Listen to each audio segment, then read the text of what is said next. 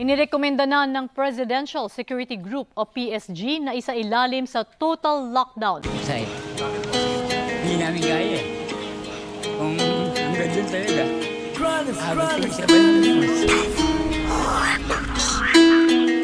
Balot ng takot ang mundo, ano na ba ang nangyayari? Nagkakaroon ng epidemya, ngayon ay naghahari. Ilan na ang biktima, di na mabilang ang nahawa sa pagkalat ng kalaban at di natin nakikita. Sino ang dapat sisihin, sino ang may kasalanan? Sa panahong to, diyan ang dapat na pag-usapan, sapagkat lahat tayo ay pwedeng maging responsable bago punahin ang iba, simulan sa ating sarili. Magulo, limitado na ang ginagalawan, mga gamot na pangprotekta ay pinag-aagawan, mga gahamang umaasang sasalba sa kanila, magkaroon lang di iniisip sa iba ay magtira. Ba't ganyan ang Pilipino, di naisip na magbago? Kahit anong unos yata di na tayo matututo, mga plano ng gobyerno na sa atin makakabuti. Ayos sana nasa bahay na lang natin manatili, pero paano naman yung kinakailangan na kumayod upang gutom sa sikmura ng pamilya ay di humagod? Oo, bawal pero kailangan nilang isugal ang kanilang kaligtasan para sa minamahal. Sa tingin ng iba'y mali, madali lang yan sabihin, lalo't kung sa taguto may pagkain kang dudukutin. Sino bang may ayaw naman natili na lang sa bahay? Yung tipong buong oras sa pamilya lang iaalay, masakit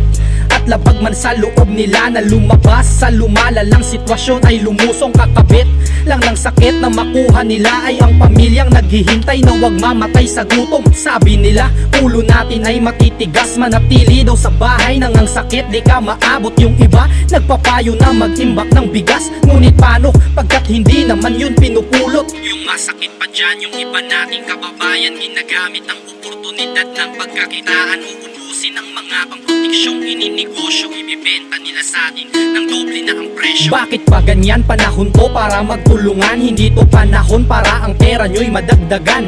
Diyos ko naman, gobyerno'y hirap sa suliranin, tapos dumagdag pa kayong mga alalahanin. Oo, may mali din ang kanilang pamamalakad, tamang magkulong sa bahay ng sakit din na kumalat. Sa mga may kaya ayos yan, makakabuti sa atin. Sa walang kakayan ng makaimbak ng pagkain, paano sila sumagi ba sila sa isip nyo na yung pang-araw-araw lang nakita ang inaasahan? Sana naman sila ay matulungan din ninyo na ibigay kung ano man ang kanilang pangangailangan. May mga bali-balita na din ngayong kumakalat na ang sakit na to'y sadya nilang pinapakalat sa dumadaming populasyon. Ito daw ang sagot, kulang pa daw ang namatay para ilabas ang gamot.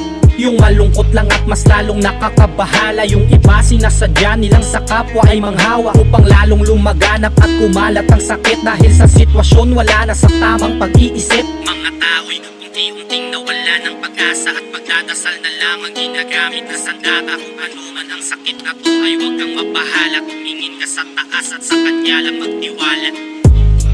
Ikaw ay huwag mabahala, tumingin ka sa taas at sa kanya lang maniwala. Ikaw ay huwag mabahala, tumingin ka sa taas at kay Ama lang magtiwala.